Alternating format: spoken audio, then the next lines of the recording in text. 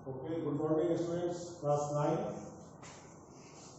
Geography का next जो physical feature है द पेनिनसुलर प्लेटू, ये मैं आज आपको पढ़ाने जा रहा हूँ। इसके पहले दो फिजिकल फीचर मैंने पढ़ा दिया आपको, the Himalayas and the northern plain. अब मैं होप करता हूँ कि आपने उसको देखा होगा, अच्छी तरह से स्टडी किया होगा और आपको समझ में आई होगी।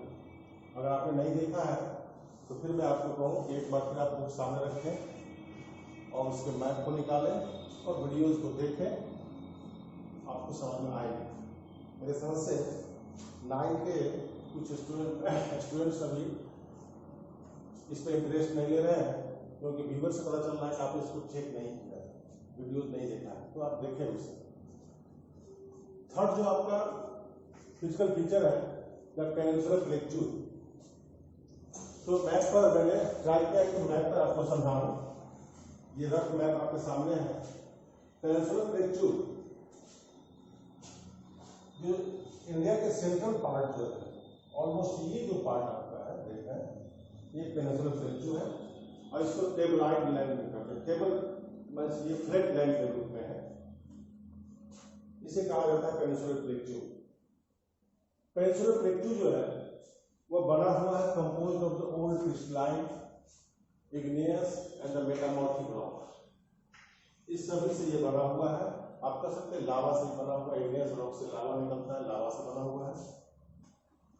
और पेनिनसुलर प्लेटू का जो फॉर्मेशन हुआ गोंडवाना लैंड के ब्रेकिंग से, जैसा कि आपका जो ये चैप्टर स्टार्ट होगा न्यू बुक में, जो ओल्ड बुक है उस जिनके पास होगा उसमें ये दे रखा है गोंडवाना लैंड के बारे में। लेकिन मैं बता दूं आपको, जो न्यू सिलेबस आया, न्यू बुक आया है, उसमें गोंडवाना लैंड से जुड़ा हुआ जो टॉपिक उसको हटा दिया गया। तो गोंडवाना लैंड के ब्रेकिंग डाउन से ये old land mass, oldest land mass में आपको पेनिनसुलर प्लेटू इसका फॉर्मेशन हुआ है, ठीक है। और तो ये जो पेनिनसुलर प्लेटू है इसका डिवीजन दो पार्ट में हुआ है। तो पहला पार्ट आपका था सेंट्रल हाईलैंड, ठीक है। Central highland Narmada river, map पर ज्यादा ध्यान देंगे तो नर्मदा रिवर के ऊपर का जो पार्ट है आपका सबसे नॉर्थ का जो पार्ट है और सेंट्रल हाईलैंड के रूप में जाना जाता है। नर्मदा रिवर के ऊपर का पार्ट रिवर बाइफरकेट किया गया, नर्मदा के नीचे और नर्मदा के ऊपर के पार्ट को पेनिनसुलर प्लेटू को दो भाग में बांटा गया। तो नर्मदा रिवर के मैप पर ध्यान देंगे, नर्मदा रिवर के ऊपर का जो पार्ट है उसको सेंट्रल हाईलैंड के रूप में बाइफरकेट किया गया। ये फर्स्ट पार्ट बनाया गया इसका। और ये नर्मदा के नॉर्थ के ऊपर है। इसके वेस्ट में, सेंट्रल हाईलैंड के वेस्ट में अरावली रेंज है। ये देखिए, ये अरावली रेंज, नॉर्थ और वेस्ट कर सकते हैं। अरावली रेंज ऑफ माउंटेन है। मैप पर अगर आप देखेंगे तो एक मोटा सा लाइन होगा जो अरावली रेंज होगा, और अरावली रेंज के उस पार आप देखेंगे great Indian desert. Great Indian desert Rajasthan का पार्ट। तो central highland is bounded in the west and the north the desert and Aravalli range, इससे घिरा हुआ है सेंट्रल हाईलैंड। आपको साउथ में देखिए विंध्य रेंज, फिर विंध्याचल माउंटेन होगा, आपको विंध्य रेंज होगा साउथ में। तो उसको देखिए आप, साउथ में विंध्य रेंज है,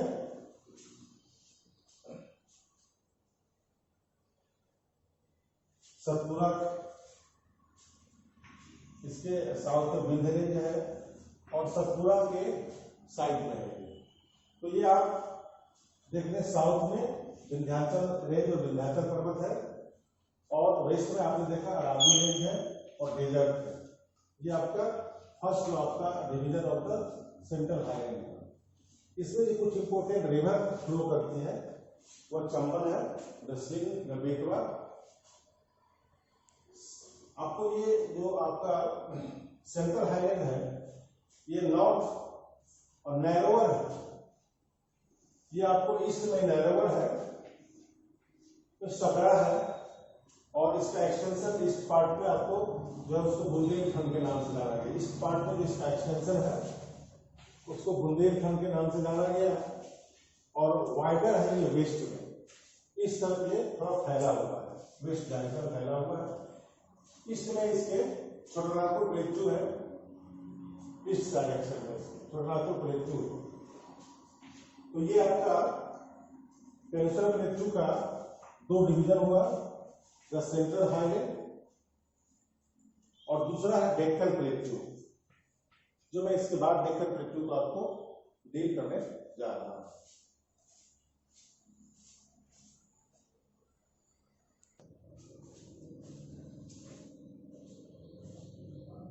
सेकंड जो आपका डिवीजन पेनिनसुला प्लेटू का है वह है डेक्कन प्लेटू। फिर से बता दूं, इसके पहले का जो पेनिनसुला प्लेटू का जो डिवीजन था वह सेंट्रल हाईवे था, जिसको मैंने बताया आपको नर्मदा रिवर से नॉर्थ में है, और ये बाउंडेड है desert of Indian desert, Indian desert और अरावली रेंज से। जो सेकंड आपका डिवीजन ऑफ पेनिनसुला प्लेटू है उसका नाम है डेक्कन प्लेटू। आप देख सकते हैं ये डेक्कन प्लेटू का पार्ट है, डेक्कन प्लेटू का पार्ट है। और जो सेंट्रल हाईवे था वो टेबलॉइड था, जो थोड़ा सा फ्लैट था, लेकिन जो डेक्कन प्लेटू है वह ट्रायंगुलर शेप है। और ये साउथ ऑफ द नर्मदा, देखिए ये नर्मदा रिवर है, यहाँ पे देखें मैप में भी आप देखें, वहां पे आप बुक सामने रखें और मैप पे देखें, नर्मदा रिवर देखें, और नर्मदा से साउथ जो पार्ट है वो आपको डेक्कन प्लेटू है। इसका एक्सटेंशन, डेक्कन प्लेटू का एक्सटेंशन आपको इसके अंदर, इसके ईस्ट में, डेक्कन प्लेटू के ईस्ट में the Mahadev, the Kaimur range and the Maikal range, all are the range of mountains, इसके ईस्ट में। इसके नॉर्थ का देखिए एक्सटेंशन सतपुरा रेंज, फिर देख लीजिए यहाँ पे सतपुरा नर्मदा रिवर है ना, इसके डेक्कन प्लेटू के नॉर्थ का ऊपर, नॉर्थ का जाएगा ऊपर है, ऊपर देखिए सतपुरा रेंज नॉर्थ, डेक्कन प्लेटू के नॉर्थ में सतपुरा रेंज है। ईस्ट में मैंने बताया आपको Mahadev, the Kaimur and the Maikal hill, और नॉर्थ में सतपुरा रेंज। इसका जो स्लोप है, डेक्कन प्लेटू का जो स्लोप है, ये ट्रायंगुलर शेप जो है, ये ट्रायंगुलर शेप, डेक्कन प्लेटू का जो स्लोप है वह ईस्ट, वेस्ट टू ईस्ट है, वेस्ट टू ईस्ट है। इसलिए आप देखेंगे मैप में मोस्ट ऑफ द रिवर जो सेंट्रल हाईवे या डेक्कन प्लेटू या वेस्टर्न घाट से जो निकल रही है वो सभी अरेबियन सी में आकर गिरती है। This is the main region. कभी बच्चे ये सोचने लगते हैं कि जो वेस्टर्न घाट से निकलने वाली मैक्सिमम रिवर आपको अरेबियन सी में क्यों गिरती है? Because the slope of the Deccan plateau is from west to east, इसलिए सभी इधर से आगे गिरती है। इसका वेस्ट टू ईस्ट स्लोप है। इसके अंदर कुछ हिल्स आते हैं, गारो हिल, खासी हिल और जयंतिया, ये इंपॉर्टेंट हिल है इसके अंदर। इसका एक्सटेंशन आपको मेघालय प्लेटू तक है। आप देखेंगे थोड़ा सा मेघालय प्लेटू तक इधर फैला हुआ है। ये आपको इसका एक्सटेंशन डेक्कन प्लेटू का। ये डेक्कन प्लेटू टोटली ब्लैक सॉइल से बना हुआ है, ब्लैक सॉइल से, और इसीलिए इस एरिया में कॉटन का प्रोडक्शन मैक्सिमम होता है, ब्लैक सॉइल से बना हुआ है। इसका रीजन ये भी ये कह सकते हैं आप कि इसका फॉर्मेशन किस सॉइल से, किस रॉक से हुआ है? इग्नियस मेटामॉर्फिक रॉक से बना हुआ है, लावा से बना हुआ है। वेस्टर्न घाट और ईस्टर्न घाट, इस डेक्कन प्लेटू के वेस्टर्न घाट के दो साइड है, वेस्टर्न घाट इस साइड वेस्ट में और ईस्टर्न घाट इस साइड में। वेस्टर्न घाट का एवरेज, वेस्टर्न घाट में जो रेंज ऑफ माउंटेन्स है उसका average height 900 metre to 1600 metre है, और ईस्टर्न घाट जो इस साइड है, आप इसमें देखेंगे वेस्टर्न घाट और ईस्टर्न घाट। ईस्टर्न घाट ईस्टर्न घाट लेते हैं कोरोमंडल मैप पे देखिए, कोरोमंडल होगा, ईस्टर्न घाट का आप देख सकते हैं कोंकण, कन्नड़, ये पार्ट आपको बनाया गया ईस्टर्न घाट में। तो ये देखेंगे तो वेस्टर्न घाट का एवरेज हाइट 900 से 1600 और ईस्टर्न घाट का 600 है। इसके अंदर